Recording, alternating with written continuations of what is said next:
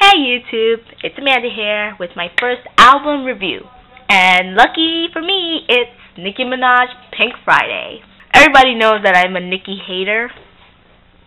Sorry, people actually call me that, and it's offensive, but it's kind of the truth. Track 1 was called I'm the Best. The beat was okay. It was like, it's like an okay song, so you're just like, oh, alright. Track 2 was Roman Revenge, and that's featuring Eminem. First of all, lyrics again, like, it was something like, when you look at it, you're like, oh my god. Oh, you listen, you're like, oh my goodness. The beat was good. The chorus was lame. The ending was lame, which, like she's rambling. My favorite line from that song, I written here, was from Eminem, and it was like, set up the camera and pissed on her twice. Look, 2 peas and a tripod. I'm kind of a geek because I like cameras and stuff, and it said tripod. So. Track 3 was Did It On 'Em, and the chorus was very inappropriate, but Nicki Minaj is very inappropriate. Overall, music today is very inappropriate, not my style. I'm like old school music, She's basically saying she has more talent or whatever. I mean, you are talented, Nicki, but you're not all that fancy. Then she called me deaf dumb because I'm not a Nicki Minaj fan, and she's like, Nicki Minaj fans are deaf dumb, and I'm like, okay, I like being deaf dumb. Then I don't know if it was just me or did she diss Cher, because she's like, her line was like, if you could turn back time, Cher, you used to be here, but now you're gone, Nair. Maybe it's just me. Maybe I'm taking this a little bit too serious. I think so. Track 4 was Right Through Me. I did a music video review for that song. Check it out. But I didn't like the song overall because it was like slow, and I don't like when rappers do slow songs sometimes, unless they're amazing. But like, I don't like when rappers do slow songs. Sometimes it's just like. And then the thing is, she's like a rapper and a singer, so like she raps and sings on most of her tracks, and it's like. At first it's like, oh, it's cool, you can rap and sing, that's great, that's talent, but then it gets annoying. Track 5 is Fly featuring Rihanna, and before I listen to the track, I already have like expectations for it, because this is Nicki Minaj and it's Rihanna, so I'm thinking this thing's gonna be crazy. No, it wasn't. Like, my expectations were shot down by a long shot. I was like, oh. It was boring. It wasn't nothing great. I couldn't even tell that was Rihanna singing the chorus, cause Nicki Minaj sings.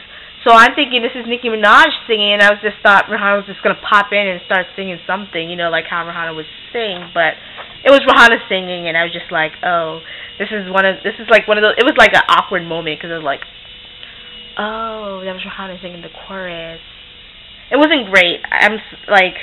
I was really disappointed. I thought it was going to be like, It didn't live up to the like collabo thing that it should be.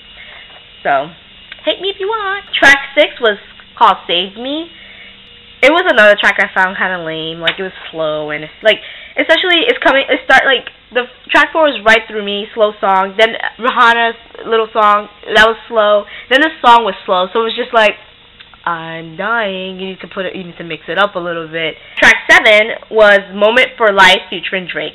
Oh, my favorite 2 people in the world, Nicki Minaj and Drake. It was slow. It wasn't I was even expecting something, And I'm listening to the song, and I don't know why, but I totally missed Drake. I think that's how lame he was in this song, because I heard Nicki. I was listening to her, because her lyrics are awesome in most of the songs. Her lyrics are awesome, but I don't know why, but I miss Drake. Track 8, it was Check It Out featuring will.i.am, and that was a really, really great song. I like that song actually, and it's catchy, check it out, check it out. Track 9 was Blazing featuring Kanye West. Now, this is one of those other tracks where you have a lot of expectations because it's Nicki Minaj, and it's Kanye West, and I'm a fan of Kanye West, believe it or not, even though, everybody loves Kanye West, and you would think I wouldn't like him, but I always liked him. It was a vibing song, you're sitting at home, and you want a song to vibe to. Blazing is that kind of vibing song. Track 10 was Here I Am. This is where the whole singing and rapping in the song start to bug me while I was listening to the album. I'm like, okay. Beat was lame, it was boring. Sorry. Track 11 was called Dear Old Nicki, and it was like, I felt like it was like a filler song. You know, it had a meaning to it. It's just, when I listen to songs, sometimes I can't listen to all the words. Only something catches me. But I know it was something it's like a meaningful song. Track 12 was Your Love. This song is one of her first songs that like was popular a couple months ago or whatever. I don't know. Like, I always heard it on the radio, but I didn't really care to listen to it. People liked it, I guess. It's okay. Track 13 was called Last Chance with Natasha Bedingfield.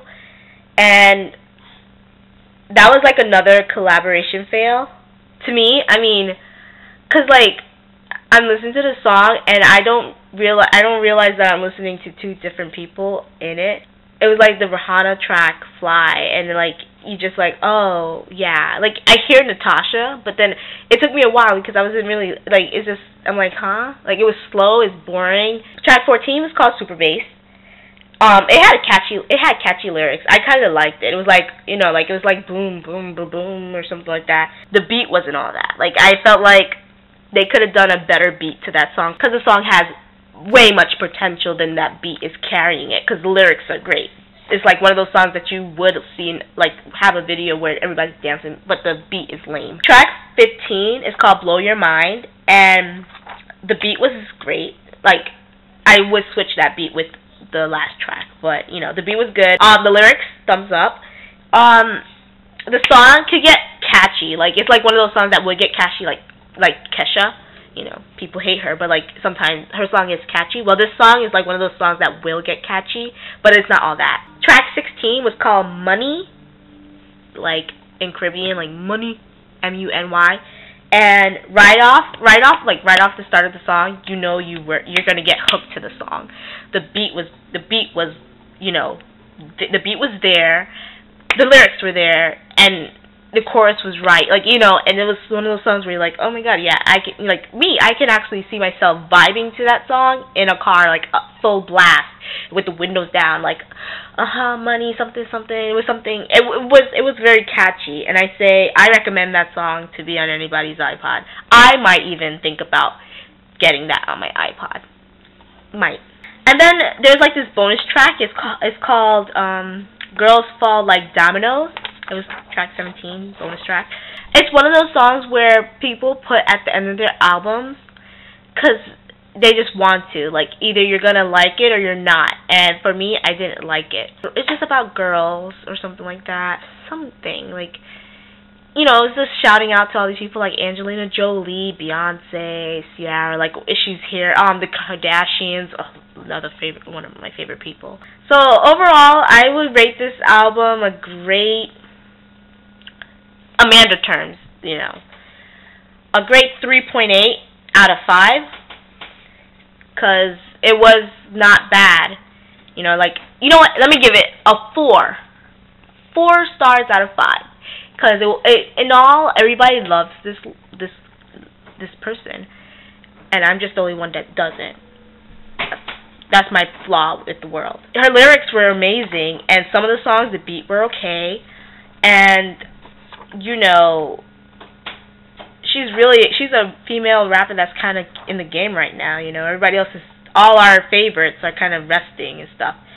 So, you know, she gets a 4 stars out of 5.